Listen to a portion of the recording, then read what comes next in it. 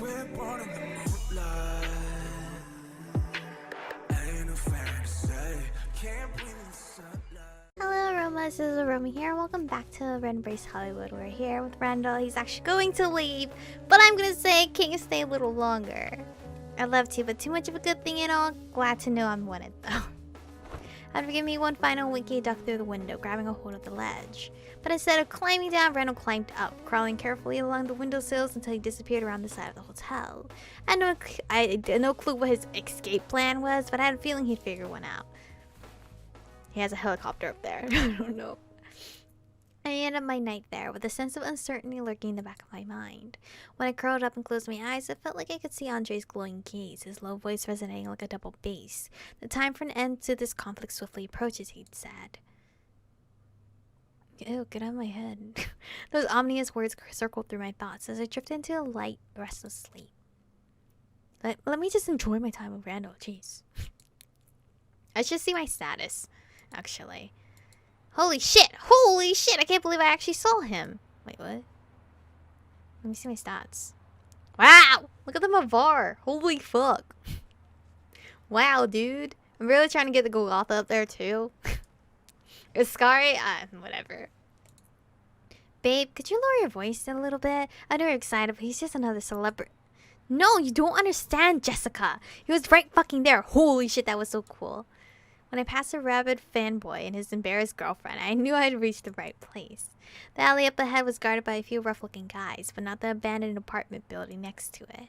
It even had a fire escape. What a jackpot. This is cute. A little time with Randal. After creaking awake this evening, I followed Randal's map into the outskirts of downtown LA.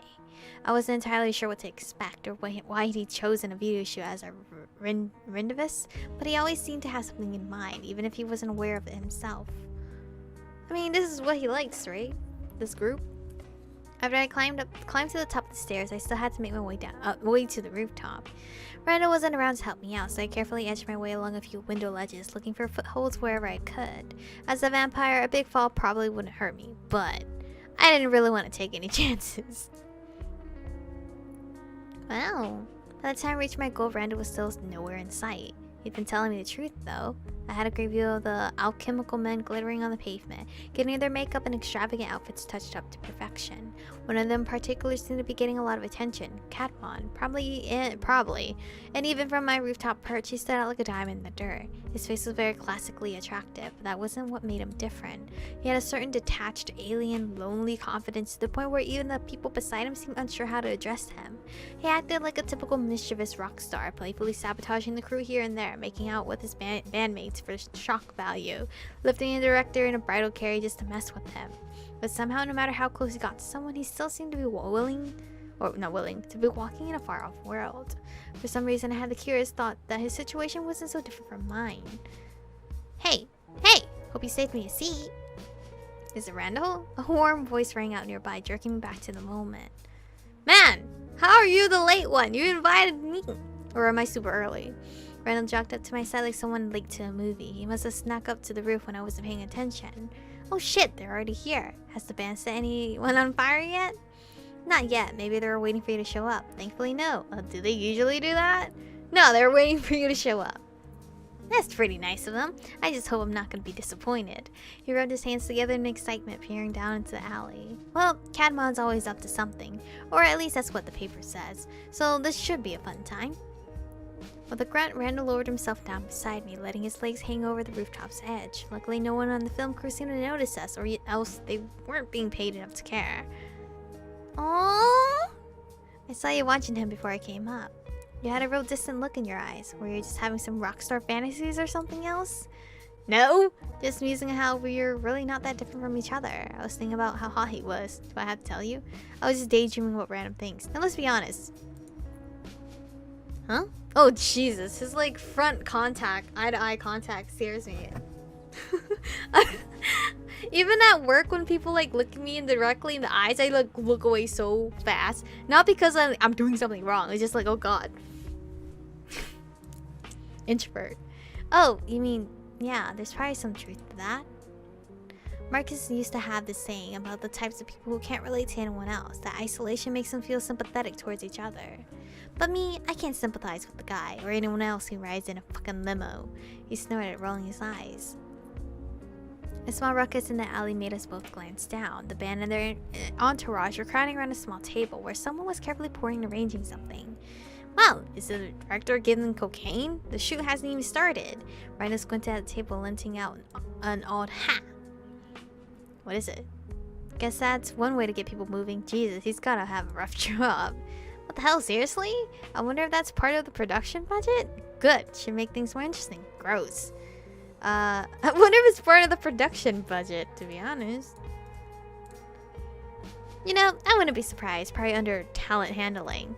He let out a big laugh, slapping his thigh and bending so far over that I almost thought he'd slip off the roof.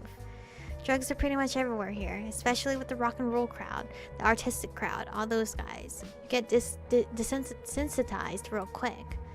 Huh, it'll take someone getting used to. Do you do drugs? Nothing I haven't seen before. I actually took them myself back when fuck that! I am a no drug girl. Do you do drugs? Nah, I played around some. It can be a lot of fun, but well, you want some advice? Don't drink or do drugs when you're feeling like shit. It'll just make you feel shittier. You put on a slightly too quick grin. Aww. Oh shit, are they gonna start? Down the street, the band was finally getting into their places. I watched Cadmon as he took his place at the front, smoothing his hair back and taking a deep breath, just like he was about to go on stage. The rest of the band seemed a little bored or impatient, or maybe they felt hidden in Cadmon's shadow. They almost blended into the background, static props for a dynamic centerpiece. Damn it, where is it? There we go. What? When I looked back to Randal, he was fishing around his pocket. A moment later, pulled out a couple of small black bottles, offering one to me with a wide grin. Figured they'd take a while to get going, so I brought snacks. But I only got the spiked kind this time. That bastard Heath said they were out of the rest. Sorry. Don't mind if I do take a bottle, or no thanks, I already ate earlier? No! Let's, enjoy this moment with Randal. Take the bottle. Now that's the good stuff, so don't waste any of it. Alright, well, what are we toasting to this time? To our newfound friendship, to eternal life, to the starry-eyed newbie and her handsome mentor, to love and success. I don't know. I kind of actually like the starry-eyed newbie and her handsome mentor, or to love and success. To love and success? Well, aren't you fancy? That sounds some kind of thing you'd say at a banquet. I'll drink to it though. Cheers. Wait, I kind of want to see the handsome mentor one though. Hey, you can't just plagiarize me to my face. What? You know, Randal bumped his shoulder against mine. He was obviously delighted that I remembered our first toast. Oh, wait, it was? I don't remember. Sorry. He leaned his weight on me lightly for a few moments longer, turning the brief touch into something a little more intimate. Ooh. To the cutest newbie a mentor could ask for. Oh! Oh, it's so cute. We touched our bottles together, then brought them to our lips. The liquid that touched my tongue was sweet, colored strongly with alcohol, but far better than what you get in a bag. At that moment, a loud blast of music suddenly echoed around us. The huge speakers set up behind the cameras started blaring a glam rock ballad, some catchy song that I'd never heard before. Someone handed Cadmon a glitzed up microphone, and after a short countdown, he began to lip sync as the band played behind him. Pretty surreal to watch it live, huh? If I close my eyes, I can already see the edited ass shit final version, touched up to take out every unflattering angle. It'll be on MTV before the end of the year, probably. Bet they'll win some kind of award. Even though Randal's comment was dry, there seemed to be slight bitterness in his voice. Wait, did he want to be a rock star? Did every single guy in this route want to be some kind of famous person? A short silence fell between us as we watched the first take. Randal absorbed it with unusual focus. I couldn't blame him. It felt like a spell had fallen over the alley. The glowing singer, looking like he was drowning completely in his character. And even from this distance, I could see a strangely real emotion expressed in his movements. It was the type of intensity that usually led to self-destruction, like a star burning too bright and too fast. What do you think of celebrities, Michiko? I feel very intimidated by you looking at me like this. When they finished the first take and started a second, Randal suddenly glanced back towards me. Actors, idols, singers, all that. What are your thoughts on them? I love some of them. They're incredible people. Honestly, I feel sorry for them. I hate everything about celebrities. Sometimes I do feel bad for them because they don't have their personal space any longer. Because there's always someone watching. And it sucks because that's the part you have to take for being a celebrity. You just have to take that, even if you don't want to. And I feel like even if they retire, it's gonna take some time for people to slowly leave them alone. Honestly, I feel sorry for them. Yeah, sometimes they do too. He hesitated, studying Cadma for a long moment. They wanted it though, you know? Or at least they knew they had it coming.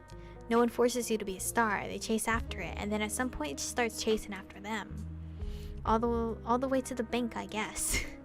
Chuckling, Randall took a drink from his tiny blood bottle, wiping his mouth with a tattooed forearm.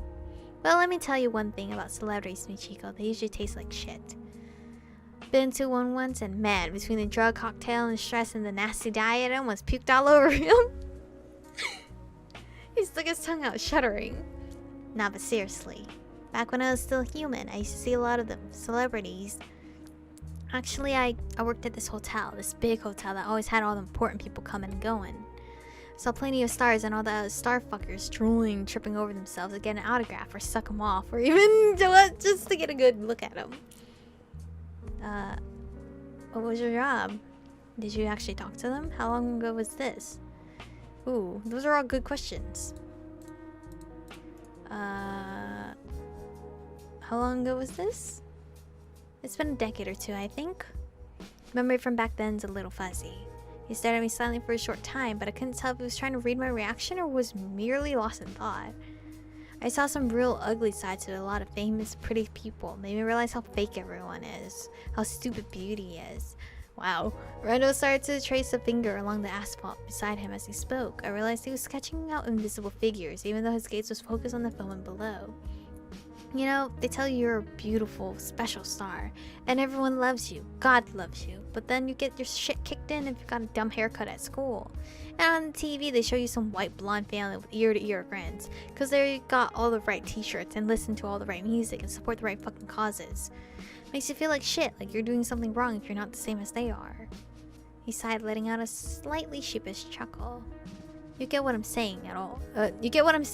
Or does it sound like bullshit? I know what you mean. I never fit in either. I've never had a problem with it, to be honest. Are you being a little cynical, or people really like that? No, I believe it. I honestly believe it. Because I remember watching like TV shows and everything, and I would never see an Asian person. Or even still in today's society, you don't see a lot of Asians in general. And if you do, they're killed off. Or they're just a side character. Not even side character, they're a background character. Like, I don't see a lot of, like, even when I was younger, I didn't see a lot of Asian, like, dolls or anything to represent me. So I thought that was kind of weird. I know what you mean. Randall visibly relaxed a little at that. As our eyes met, his gaze seemed to soften, taking on an almost affectionate light. You know, I always get along the easiest with people who are as damaged or more damaged than me. Not that I'm saying you're damaged or whatever, but you know, the people who live their whole lives in the happy American bubble, I don't really got much in common with them. The happy American bubble seems like hell. I'm happy with who I am. Does it still matter in the vampire world? You don't seem damaged to me. Bro, he probably is damaged. He's just hiding it. Some people can hide it. But this is where we're gonna actually stop for today's episode. I know I'm like stopping it like a minute or two earlier, but it's okay. This part is quite interesting because now we're learning more about Randall that we didn't really know anything about besides like what he puts off as. But thank you guys for watching today's episode. Stay beautiful, and I'll see you guys in the next one.